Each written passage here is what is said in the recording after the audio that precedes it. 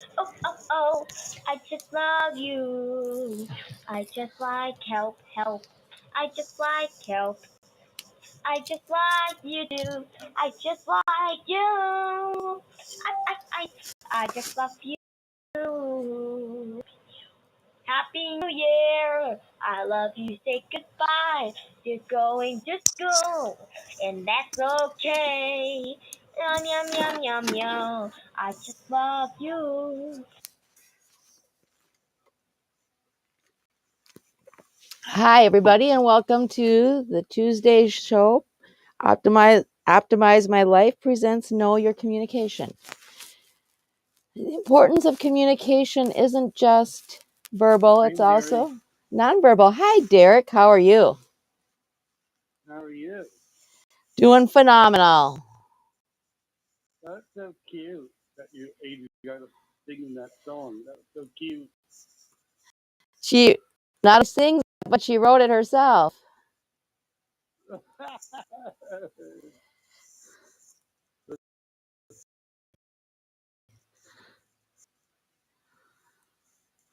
right, give me 2 seconds. There we go. Much better. I'm doing about 8 things at once at the moment. So, as always,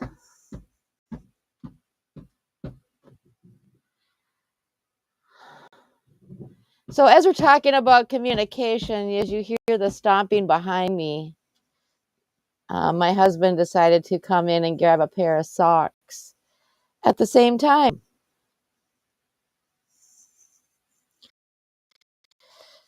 And he's dirty looks in the process because he likes to be smart, or he thinks he's smart.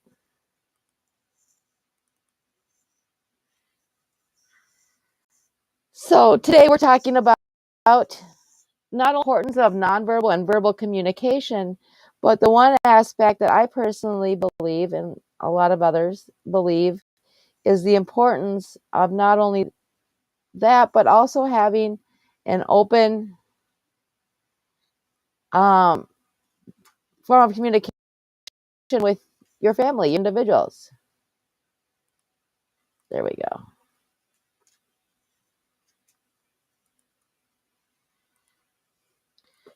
And the importance of communication is having it starting at a very young age.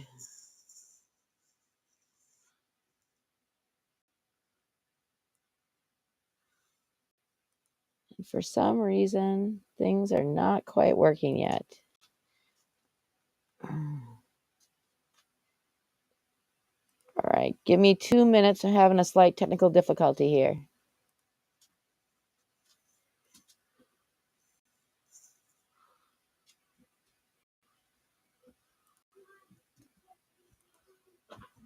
You can't even talk to me last night.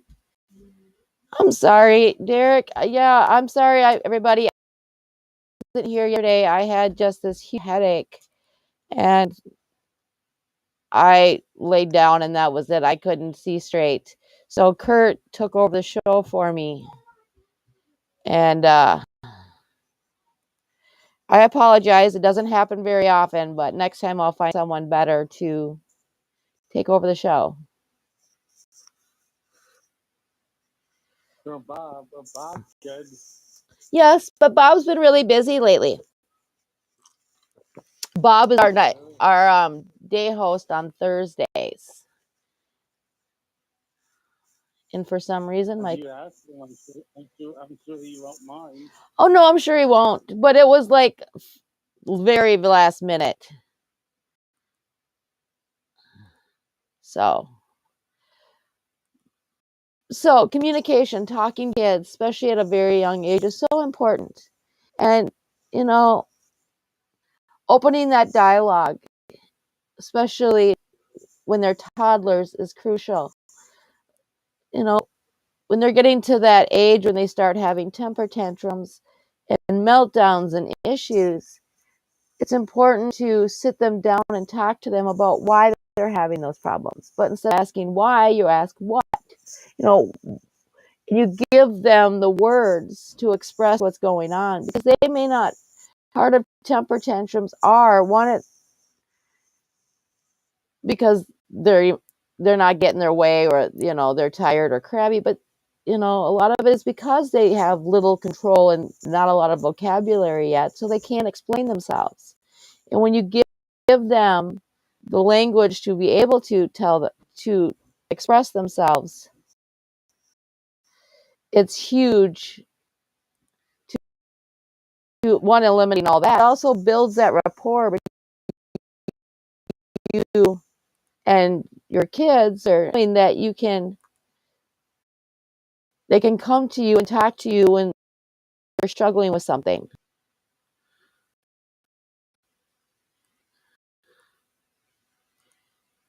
I'm going to try this a little bit differently here.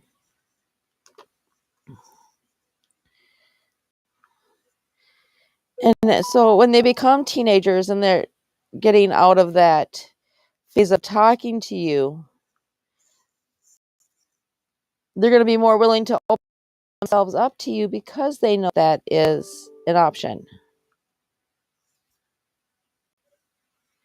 that normally isn't an option. They know that is an option that normally isn't an option. There we go.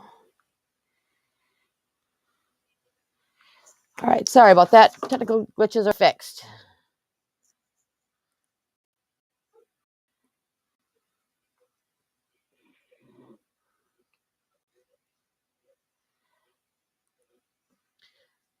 The other part is when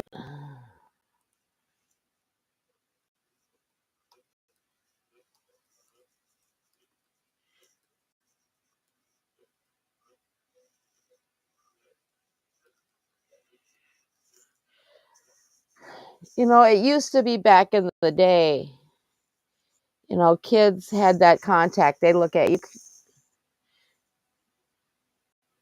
Hey, Derek, I'm going to mute you because you got something obnoxious in your background.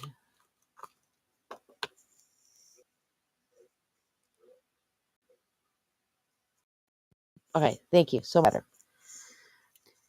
Is having that eye contact and, them seeing you look at what you're doing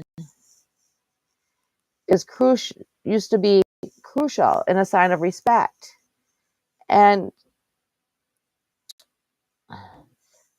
kids with special needs, especially ADHD, autism, things like that, when you force that eye contact on them, they spend so much time focusing on looking at you. They're not paying attention to what you're saying. So allowing them to look at whatever they're doing, wherever their mind or their eyes roll, is so crucial. Getting them to pay attention. The second aspect is just giving them time. When you're talking to kids, waiting, and it's a very, very long time. It feels like it. Trust me, I'm there. I have 2 autistic kids. And I'm married. So getting kids to respond to you before you ask them again, and the more irritated you get, is just stopping and waiting 20 seconds and counting that 20 seconds in your head or looking at a clock, and then ask them again. And if you still don't get a response, form the question into a response for them to basically copy what you said.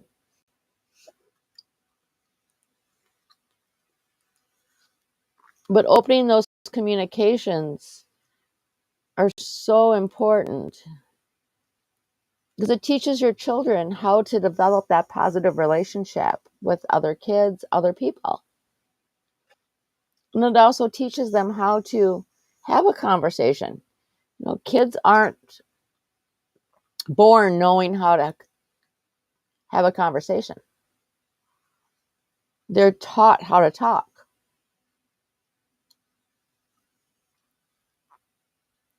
and teaching them how to go back and forth and having those conversations as simple as when you're eating dinner and talking about how your day was, or just stopping with your kids instead of always having social media, electronics, TVs, anything going, just sitting down and talking builds not only the rapport, but also teaches them how to sit down and talk to each other without texting, without IMing, or whatever it's called now, DMing.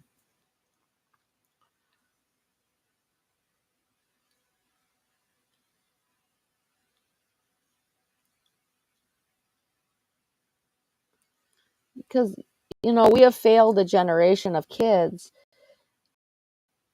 because most kids turn around and you see them talking through text messages back and forth. They don't actually sit in a room together and have a conversation.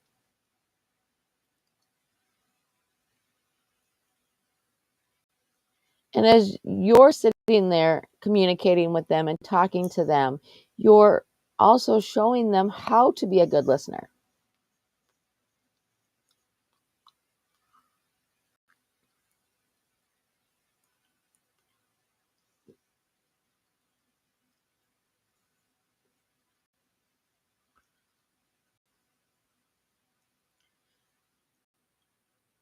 Now, when you're sitting down, you're sitting there having that communication, you always want to make sure that you're paying attention to them. You're not just off doing something else and only half listening, because you're teaching them how to only half listen.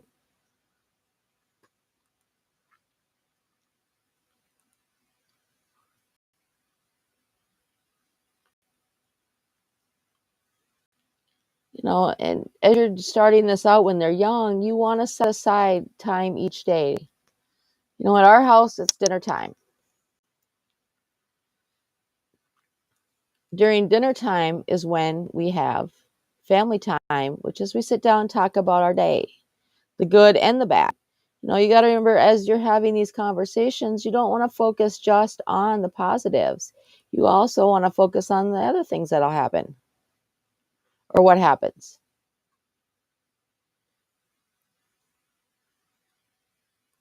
You want to focus on everything that's going on in their day.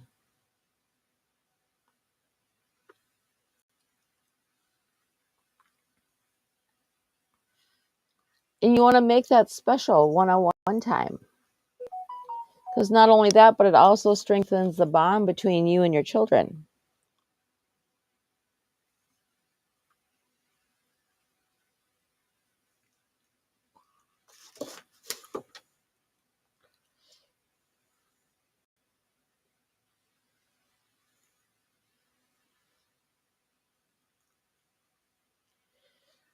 Now, as you're sitting there talking, you want to make sure that, and you're giving them the attention, you want to make sure you're praising them too at the same time. Sitting there telling them the good, the bad, the ugly. But doing it in a positive way.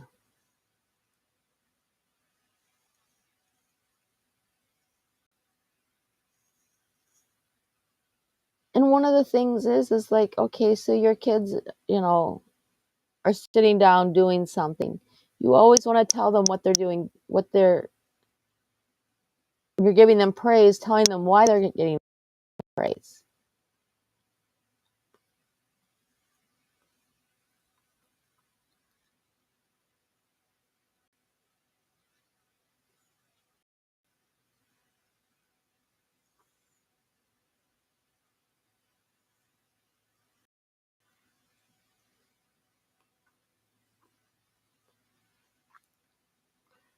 At the same time,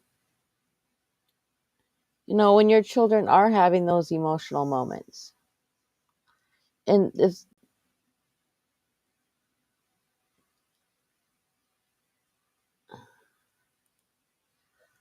when they are in that moment, you want to talk they're calming down, you want to, to help them describe those feelings, but not only describe those feelings, but some ideas of what caused those feelings to happen.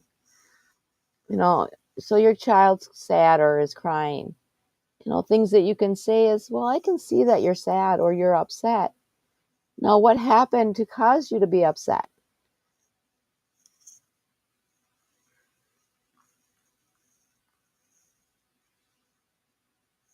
And if they don't know, then you give them, some tips. Well, was it because I said this, or is it because you couldn't have your way? And you want to give them the words to explain what they're feeling and what they're doing when they don't have the words.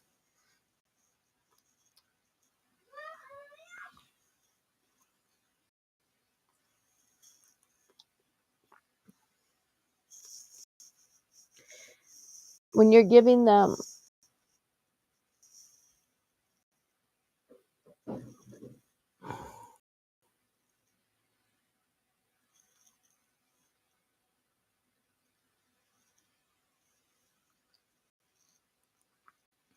and then as your children get older and they're able to label things, a lot of times they still don't always have the words to explain what's going on.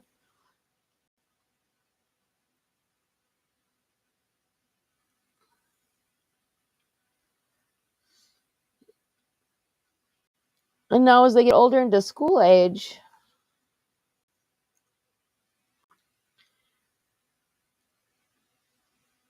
when you're sitting there having that conversation or you're asking them questions, listen with your whole body, face them, pay attention to what they're saying, be engaged, nodding your head, showing the communication cues that you've learned as you're growing up.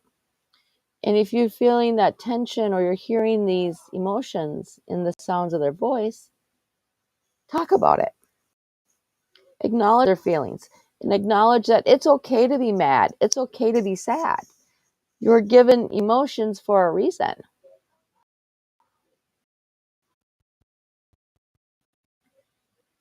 And pretending they don't exist or shutting them down doesn't help.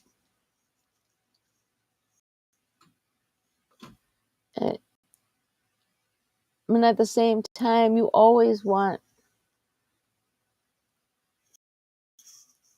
to sit and talk about things without judging. And that's a hard thing to do.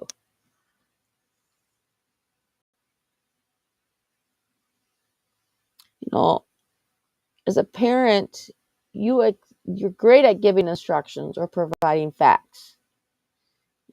Please get ready for bed, set the table, do this, do that.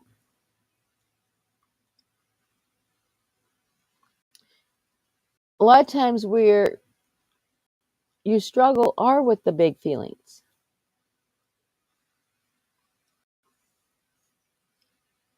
And for you to, and as a parent, you struggle at times to just listen and not put your in. We all want to help our kids when they are upset.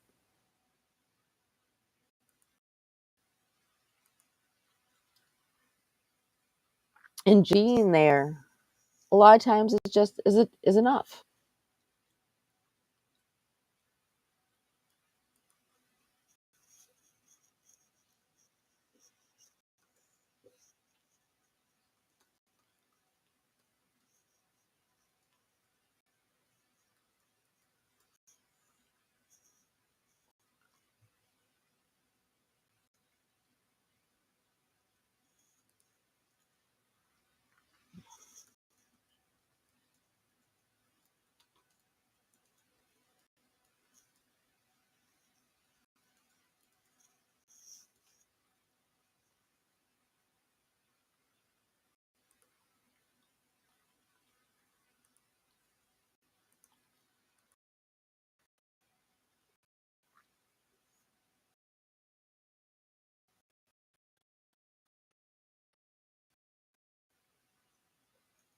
When you're having these conversations, you always want to make sure that you're calm.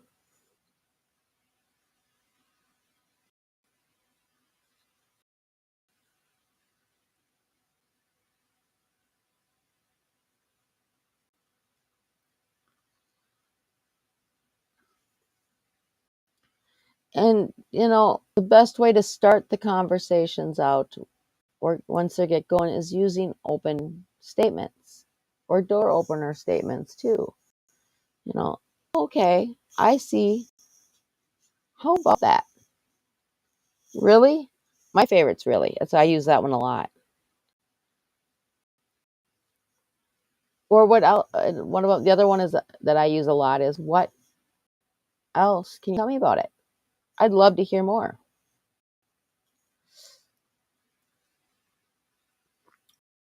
When in these statements, it shows that you are interested.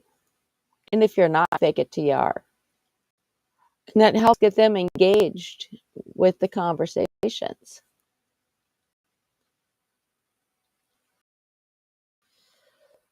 And the one that I personally have struggled with a lot when my kids were young was using more do's and yeses than no's. A lot of times, the first words that ever come out of my mouth are, stop that.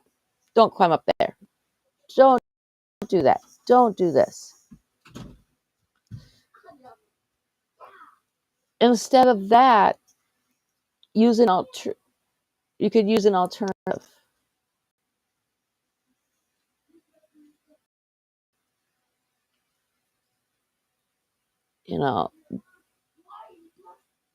Instead of saying, don't do this, say, well, can you do this instead? Or color on the paper, not on the wall.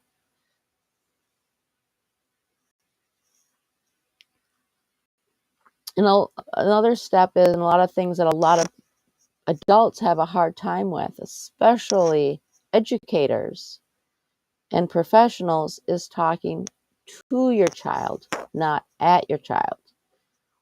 I went through this a lot with my kids in their school, with a lot of the therapists and services that they have, is they don't directly interact with them. They just tell them what to do, just giving instructions instead of actively engaging them forth.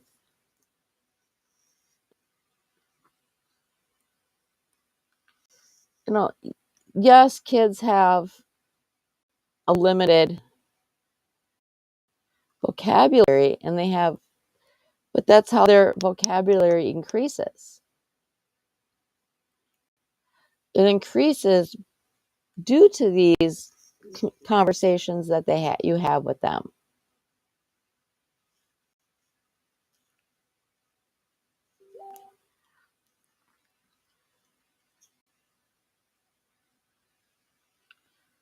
Another thing is using first person. Instead of saying your bedroom's a disaster, just flat out tell them what you expect. I'd like you to clean your room. I don't feel like doing this right now. I've got a headache, or I'm tired and I need a break. Can you?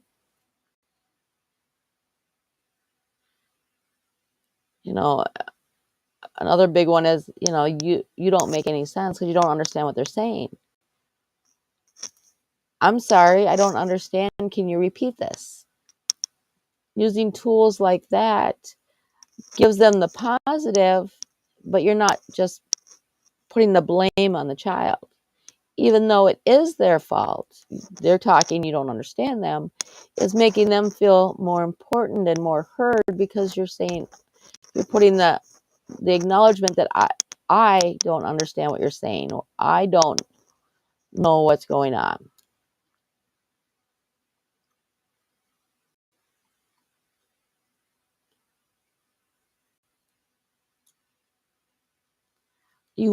When you're asking them or telling them to do something, you want to make sure that it's specific, not vague.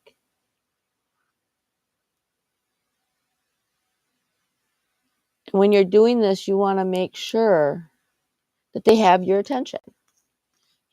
I want you to go clean your room.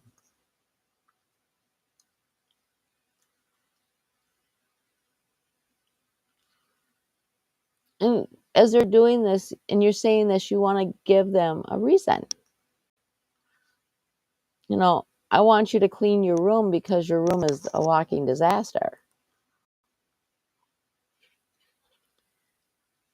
And then talk about what you expect out of a clean room. Don't assume that they know what you're talking about. Because 9 out of 10 times, they really don't.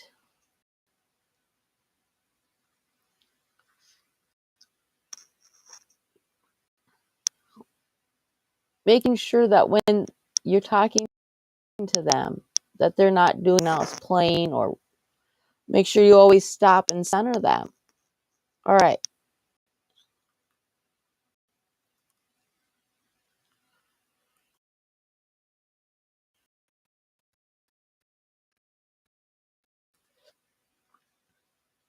The biggest, most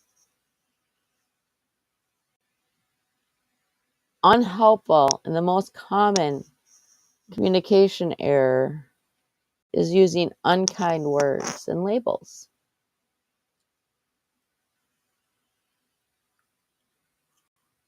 Putting them down. You're acting like a baby, or you're being bad. Using these words gives a negative side effect. And your child will start to feel like they're not wanted or they're not liked. And this is part of the downward spiral, using these words a lot.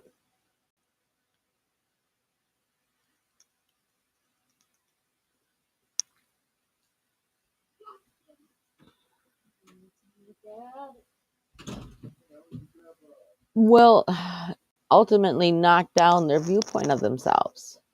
So instead of using unkind words and blaming them for whatever they're doing and putting them down, use kind words. Oh, and I know it gets hard. Your kids drop a plate, spill it all over the place. Your house is a walking disaster because we have they're kids. Trust me, I know. My house is like that all the time.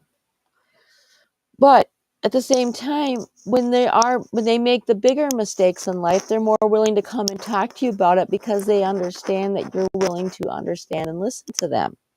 And they have that, you open that dialogue, especially it's crucial in their teen years.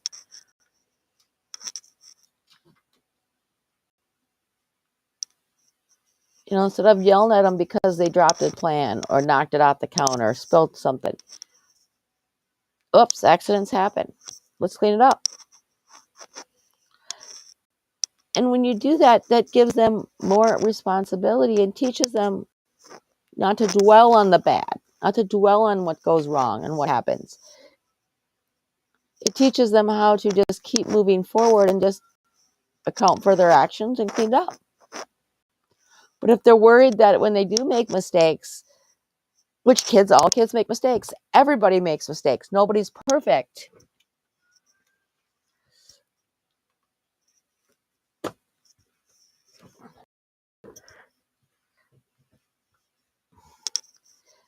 They're more apt to not dwell on them and worry about, and this is where anxiety comes in at a young age with kids.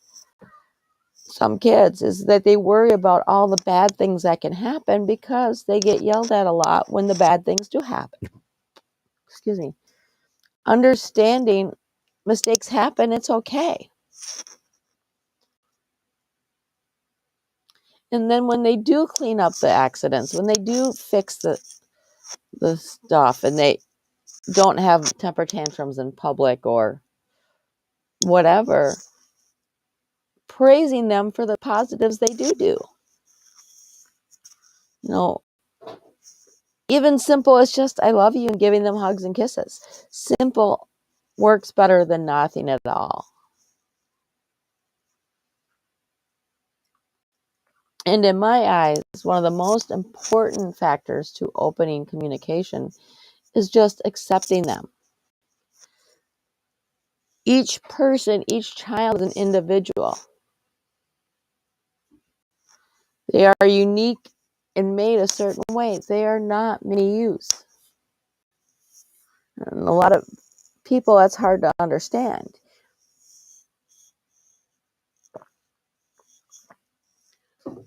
Because when they're able to be open and honest with you about who they are,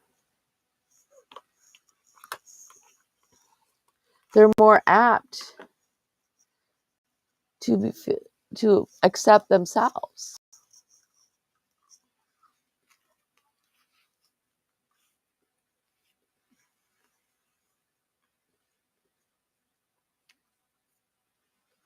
And the more that they feel happy with who they are, the more apt they are to, one, not become a bully, but two, also be able to stand up for themselves.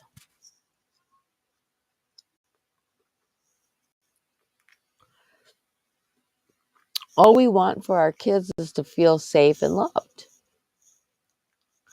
And being able to come out and talk about their feelings and talk about who they are is crucial at a young age. And developing this at a young age gives them the best foundation for the future.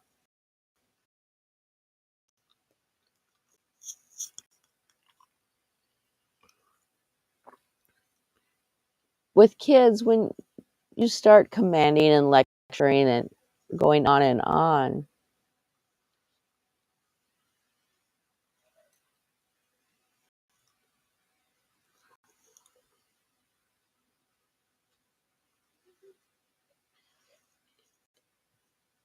a good example is getting kids to eat certain foods. In my house, it's huge. With my son, he's got only eats certain foods. My daughter started getting that way too. They're both different degrees of autism. And so what we developed is from the Disney show Tots, the no thank you bite. So instead of yelling at them and forcing them to eat, which forcing your kids to eat food and cleaning their plates and all that, we have studies have shown that down the road,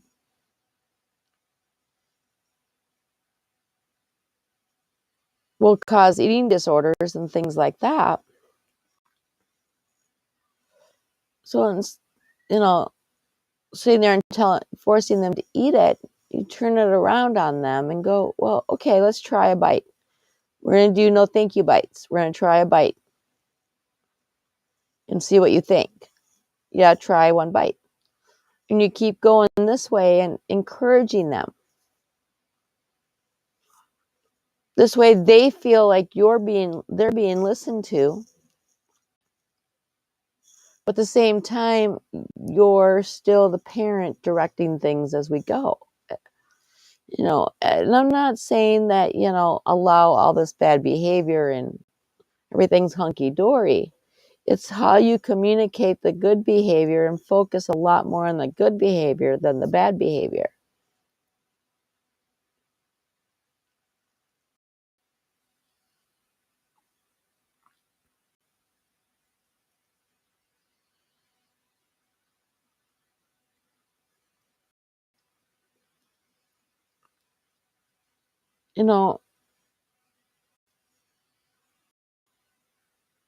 Grandma always had a saying that you catch more flies with honey than you do vinegar. It's the same approach. Being more positive and correcting behaviors and not knowing them, but doing it a little bit differently, distracting and changing things around,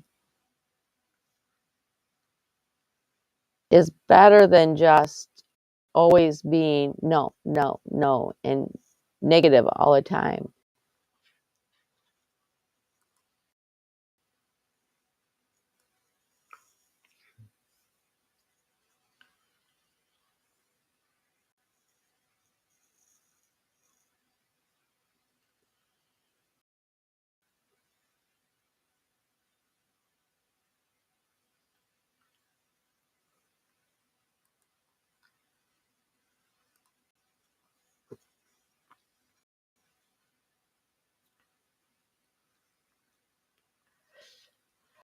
All right, guys, we're almost out of time for today. Today was all about communication. Tomorrow and Thursday are teen call-in lines. So if you're looking for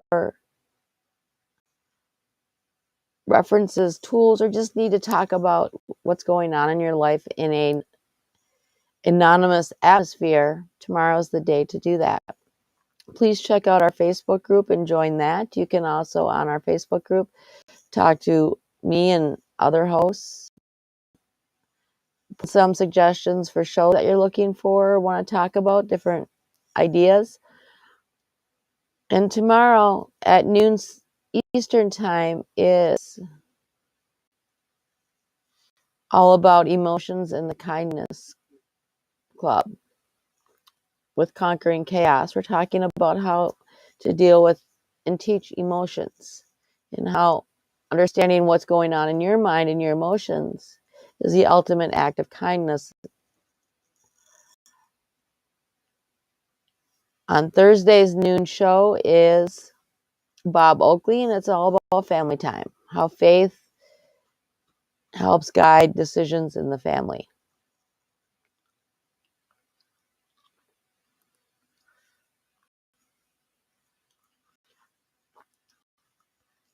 Thank you for joining me. Have a good day. Talk to you guys all tomorrow.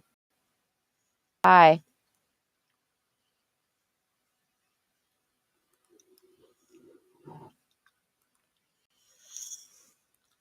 Thank you for using Blog Talk Radio. Goodbye.